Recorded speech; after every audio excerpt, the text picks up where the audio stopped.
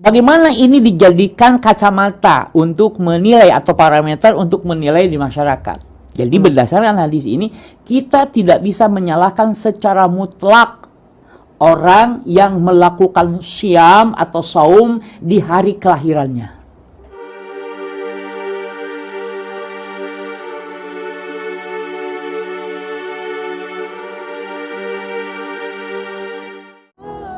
Bismillahirrahmanirrahim. Assalamualaikum warahmatullahi wabarakatuh. Alhamdulillahirrabbilalamin.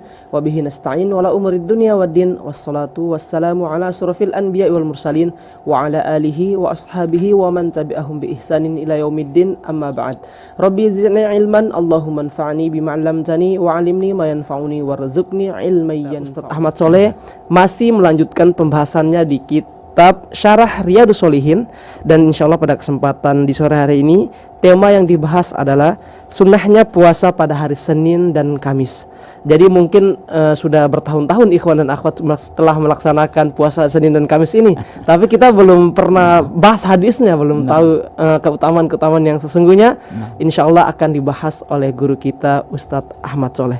Maka dari itu ikhwan dan akhwat yang dirahmati Allah Subhanahu wa taala, marilah kita persiapkan diri kita, buka hati kita untuk menerima curahan ilmu yang disampaikan oleh guru kita tercinta di sore hari ini. Tafadhal Ustaz. Alhamdulillahi hamdan katsiran tayyiban mubarakan fih kama yuhibbu rabbuna wa yarda. Ashhadu an la ilaha illallah wahdahu la syarika lah wa ashhadu anna Muhammadan abduhu wa rasuluhu wa innahu la nabiyya ba'dah. Allahumma salli wa sallim wa barik ala nabiyyina Muhammadin wa ala alihi wa ashabihi wa man tabi'ahum bi ihsanin ila yaumil qiyamah. Amma sesungguhnya segala puji bagi Allah yang telah memberikan kepada kita bimbingan dan masih saja memberikan kemuliaan-kemuliaan, kebaikan-kebaikan, memberikan cintanya kepada kita. Ya, maka ini patut kita syukuri. Dari mana? Bahwa Allah telah memberikan cinta. Naam, huwa ar-Rahman wa huwa ar-Rahim. Dialah Allah yang maha pencinta, yang memberikan kekuatan, memberikan daya dan upaya kepada kita sehingga kita bisa mampu mengkaji mutala'ah an kitabi syarhi Riyadhus Shalihin, sehingga kita bisa mengkaji dan mendalami syarah kitab Riyadhus Shalihin. Itu adalah kasih sayang Allah. Ya, maka Allah punya sifat Ar-Rahman juga Ar-Rahim. Nah, ikhwan dan akhwat sekalian, kita akan membahas pada hari ini yakni jadi tentang sunnahnya puasa hari Senin dan Khamis atau Kamis bahasa kita ya. Kamis itu artinya hari kelima. Khamis ya. Khamsun 5, Khamis itu kelima. Ya. Itsnain itu hari kedua gitu ya, disebut Senin. Nah, Ahad itu hari pertama gitu ya, Ahad ya. Baik, Pak Ikhwan sekalian, untuk tidak memperpanjang percakapan dalam mukadimah ini, mari kita mulai dari hadis yang pertama dalam bab ini atau hadis ke 1256 di dalam kitab Riyadhus Shalihinnya. Naam, an Abi Qatadah, dari Abi Qatadah, semoga Allah meridhoinya, bahwa Rasulullah SAW pernah ditanya tentang puasa hari Senin. Kemudian beliau sallallahu alaihi wasallam bersabda, "Dzalika yaumun wulidtu fihi wa yaumun bu'itsu au unzila alayya fihi." Rawahu Muslimun. Hadis ini diriwayatkan oleh Imam Muslim dalam kitab Shaum, bab anjuran puasa 3 hari setiap bulan ya. Hadisnya hadis ke 1162 atau 197 dan 197, yang artinya kurang lebih gitu ya, sebagaimana tadi dikemukakan, arti tiap kata satu hal, yaitu ada kata yang menarik, yaitu unzila alayya fihi, hari diturunkannya kepadaku di dalamnya. Yang dimaksud adalah turunnya Al-Quran itu dimulai pada hari Senin 17 Ramadan. Nah gitu ya. Ini pertama saya ingin sampaikan bagaimana ini dijadikan kacamata untuk menilai atau parameter untuk menilai di masyarakat. Jadi berdasarkan hadis ini, kita tidak bisa menyalahkan secara mutlak orang yang melakukan syam atau saum di hari kelahirannya. Ketika ditanya, kenapa Anda melakukan syam pada hari kelahiran Anda? Kata dia, karena saya mengikuti Rasulullah Sallallahu Alaihi Wasallam. Rasul pun saum di hari Senin, karena pada hari Senin itu adalah hari lahirnya. Berikutnya misalnya, ada orang yang berpuasa. Misalnya tiba-tiba dia dapat SK, surat keputusan sebagai misalnya direksi apa gitu, atau manajer apa, pokoknya satu jabatan yang dalam tanda petik menguntungkan. Lalu setiap tanggal itu dia berpuasa, maka itu tidak bisa disalahkan secara mutlakun, karena dia maksudnya bersyukur mengenang peristiwa pada hari itu ada apa. Nah, jadi gitu ya, ini amanat. Kalau disebut amanatnya, saya dapat amanatnya SK surat keputusannya begitu. Kemudian dia berpuasa sebagai bisa sebagai bukti syukur, bisa juga dia memperingati agar tiap tanggal itu bahwa dia punya beban yang berat gitu. Dengan cara apa? Saum atau siam. Gitu ya. Nah, buktinya itu hakal hadis mengatakan buat itu. Kenapa Nabi siam berpuasa di hari Senin? Dzalika yaumun wulidtu fihi, karena pada hari itu aku dilahirkan. Jadi kalau di Jawa itu yang disebut dengan puasa weton. Weton itu keluar lahir gitu loh. Nah, maka tidak bisa kita mengatakan bahwa itu bid'ah dhalalah. Wong dia udifanya melakukan itu, dia udifa ila Nabi, dinisbatkan kepada Nabi SAW. Bisa dipahami sekarang ya. Jadi kalau begitu, ngapain kita ribut sama mereka ya? Ternyata nanti di hadapan Allah salah. Ya sudah, nanti di hadapan Allah saja. Tapi di hadapan kita agak sulit berargumentasi untuk menyalahkan. Bahkan kita cenderung mendukungnya. Ya sudah, kamu puasa aja. Ya. Tapi jangan kemudian ada orang tiap tanggal kelahirannya maksiat. Ada kan? Orang kelahiran, ini hari kelahiran saya, ini traktir teman-temannya dengan minuman keras, dengan makanan-makanan yang haram. Maka siam itu lebih layak untuk direspon positif, gitu ya. Tapi kan dalilnya, ini dalil tadi kan, masa ya nggak cukup gitu untuk bisa kita pahami kan begitu ya. Oke, baik, saya kira ini. Jadi yang saum, jadi kalau yang saumnya di hari Senin dan Kamis, berarti dia ngikuti Nabi dalam sisi saumnya. Tapi dari sisi apa tadi? Siamnya, karena Nabi siam di hari Senin dan Kamis. Tapi itu ada khalfiyahnya, ada latar belakangnya. Latar belakangnya tadi karena Nabi dilahirkan di hari Senin. Kamisnya nanti ada dilaporkan amalan. Gitu kan. Nah, saya jadi bisa saja kemudian nanti tidak bisa disalahkan sekali lagi secara mutlak. Ada orang yang berpuasanya jadi ganti tiap pekannya Selasa dan Kamis. Wah, dia menyalahi Nabi. Dari si mana? Ya, kan Nabi saumnya Senin Kamis. Kalau Senin itu karena Nabi lahirnya Senin, saya Selasa. Maka saya puasanya hari Selasa. Adapun Kamis kata Nabi itu dilaporkannya amalan. Gitu ya. Nanti laporan amalan itu ada harian, ada mingguan, ada tahunan. Berarti tiap pekan dia puasanya hari Selasa. Iya bisa jadi nanti dia Selasa sama Kamis. Bahkan bisa jadi juga begini, Senin, Selasa, Kamis. Ngala-ngala belum pernah saya dengar. Oke, nggak masalah. Kalau memang belum pernah dengar, tapi paling tidak ini dengar untuk dikaji bersama gitu kan. Saya juga sekali lagi tadi tidak menyalahkan mutlak bagi mereka yang saum weton gitu ya. Nah ini, bahwa kemudian Anda tidak setuju ya boleh saja, bantah aja pengertian hadis ini seperti apa kan begitu. Jadi memang kita belajar fire ya, fire itu dalam ya, maka saya lebih menyukai dalam maksudnya udah kita amalkan aja, saling menghormati saja. Karena banyak yang kita tidak tahu diketahui orang lain. Sebagaimana juga kita kadang lebih tahu dibanding orang yang tidak tahu gitu. Orang tersebut ngamalkan tapi dasarnya tidak tahu. Tapi kita dasarnya tahu tapi tidak ngamalkan gitu ya. Nah, sampai di situ kalimat itu juga harus hati-hati. Untuk apa ilmu kalau tidak diamalkan? Gini, jadi Masya Allah ya, banyaklah kalau mengumpulkan hadis itu jadi baik sangka kita kepada semua orang. Ustaz ini ilmunya banyak tapi jarang ngamalkan. Nih saya kasih tahu. Di antara mereka karena amanat-amanat yang berlainan, yang variasi, maka dia tidak mengamalkan satu hadis. Tapi dia sudah dapat pahala dari menyampaikannya.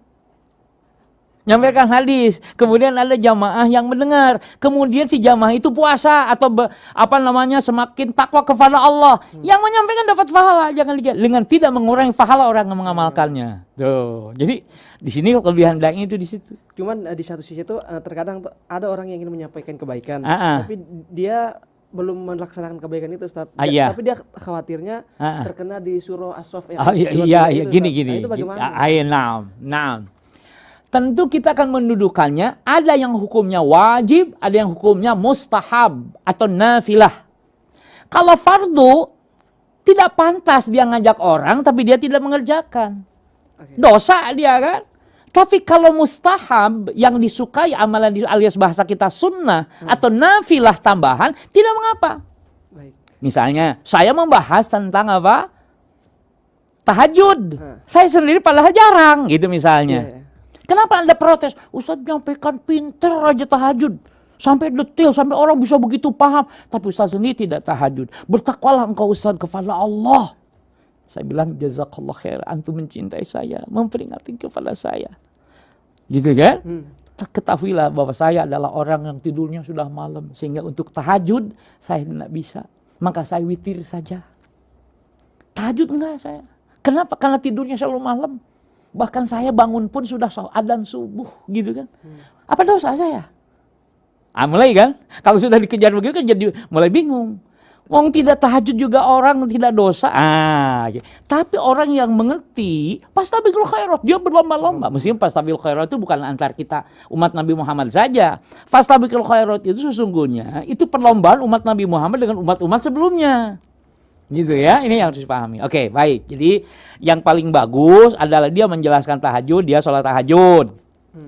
Dia menjelaskan Senin Kemis, dia saum Senin Kemis.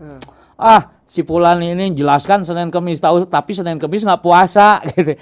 Nah, hati-hati. Yang berkomentar itu justru hati-hati gitu kan. Malah nanti akan terkena. Makanya saya kan pernah mengatakan, jika orang alim melakukan maksiat jangan ikut-ikutan. Ya, jangan ikut-ikutan. Kita taat aja pada Allah. Ya, kenapa? Karena orang berilmu melakukan kesalahan itu tobatnya sudah tahu ilmunya. Adapun kamu maksiatnya iya, tobatnya belum tahu kan gitu. Nah, ya hati-hati ya. Hati-hati tentu. Nah, tetapi kemudian penjelasan ini juga bukan dalam rangka berburuk sangka. Enggak, justru malah semuanya baik sangka. Doakan saja. Kalau misalnya si Fulan mah belum bisa melaksanakan, doakan, ya Allah mudahkan dia bersama kami dapat melaksanakan sholat tahajud. Karena yang kami tahu sholat tahajud itu adalah ciri dari orang-orang soleh, kan begitu? Nah gitu, Masya Allah. Jadi jangan kita kemudian sok memponis gitu loh. Karena untuk memponis perlu banyak. Meskipun kelihatan bahwa dia tidak tahajud. Tapi bisa jadi akhirnya Habib tidak tahajudnya dia bisa lebih baik daripada tahajudnya kamu. Dia tidak tahajud tapi kamu tahajud. Tapi yang tidak tahajud, saya sudah membahas. Begini, ada orang sudah mandi janabah, sudah berwudu, sudah bermandi janabah dengan benar. Tapi kemudian dia masih tetap bernajis atau ada. Coba, sholat wudunya benar sesuai yang diajarkan Rasul. Mandi janabahnya benar sesuai yang diajarkan Rasul melalui guru-guru mereka. Benar. Tapi tetap saja dia dinyatakan masih bernajis. Kenapa? Nah, kan begitu. Yeah. Waktu itu, saya bahkan secara makanya ada taswir yang kita bahas ya, ada ibadah taswir. Akhinal Habib, orang yang mandi, orang yang sudah berwudu itu dikatakan suci dari satu sisi. Tapi kalau hatinya masih hasad, hatinya buruk sangka kepada Allah, maka dia masih najis. Makanya orang musyrik itu dinyatakan oleh Allah, innamal musyrikuna najasun. Orang-orang musyrik itu najis, bukan najis secara hisiah atau taswiri simbolis, tapi najisnya adalah hakiki atau ma'nawi. Jadi ada orang yang sudah mandi junub dengan benar, sudah wudu dengan benar, tapi dia najis, paham yang dimaksud. Najisnya adalah najis ma'nawi. Umat kita sudah berwudu, ya. Kalau kemudian mandi janabah, tapi kalau maunya berantem melulu dengan sesama umat Nabi Muhammad, tafaruk melulu dengan umat Nabi Muhammad, sesama umat Nabi Muhammad, maka bisa jadi kotoran di kita masih belum bersih. Najis kita masih bertebaran di mana-mana. Nah, ini yang harus dipahami. Ya, Masya Allah. Ya, kita sama-sama lah. Sama-sama kita ini orang lemah. Ya, kalau bukan pertolongan Allah, aduh, iya, perasaan saya sudah suci. Perasaan ini saya sudah bersih, sudah menjalankan berbagai ibadah baik yang wajib atau fardu maupun yang nafilah. Tapi setelah dijelaskan tadi, oh iya ya, ternyata saya masih najis. Nah, gitu ya. Baik, ini saya kira sebagai tambahan penjelasan ya. Jadi seperti itu. Hadis tsani, hadis yang kedua. An Abi Hurairah radhiyallahu anhu, anin Nabi sallallahu alaihi wasallam qala tu'radul a'malu yaumal itsnaini wal khamis fa uhibbu ay yu'rada amali wa ana shaim. Tu'radul a'mal, kata Nabi, diajukan amalan-amalan. Jadi amalan-amalan perbuatan itu yaumal itsnaini wal khamis, hari Senin dan Kamis. Jadi laporan mingguannya Senin dan Kamis. Fa uhibbu, dan aku suka, ay yu'rada amali, ya, dan aku suka amalanku itu diajukan wa ana shaim, dan aku dalam keadaan berpuasa. Rawahu at-Tirmidzi wa qala haditsun hasanun wa rawahu Muslimun bi ghairi dzikri shaum. Jadi hadis ini diriwayatkan oleh Imam At-Tirmidzi, dan Imam At-Tirmidzi memberikan penilaian hadis ini hadis yang hasan. Artinya di bawah sahih tapi di atas dhaif, ya, tetapi dia bisa dijadikan hujah, ya, karena nisbatnya kepada Quran ada. Jadi saum itu ada, ya, syariat Islam, ya, gitu. Wa rawahu Muslim, dan Imam Muslim telah meriwayatkan juga bi ghairi dzikri saum, dengan tidak menyebutkan kata shaim. Kalau wa ana shaim, nah itu di dalam riwayat Muslim tidak disebutkan, ya. Baik. Dari sini dapat kita lihat bahwa anjuran berpuasa, ya, anjuran berpuasa pada hari Senin dan Kamis, karena keduanya adalah hari diajukannya amal-amal. Bahasa kita mungkin report, weekly report. Nah, jadi laporan mingguan. Nah, ada nanti daily report, ya, daily report.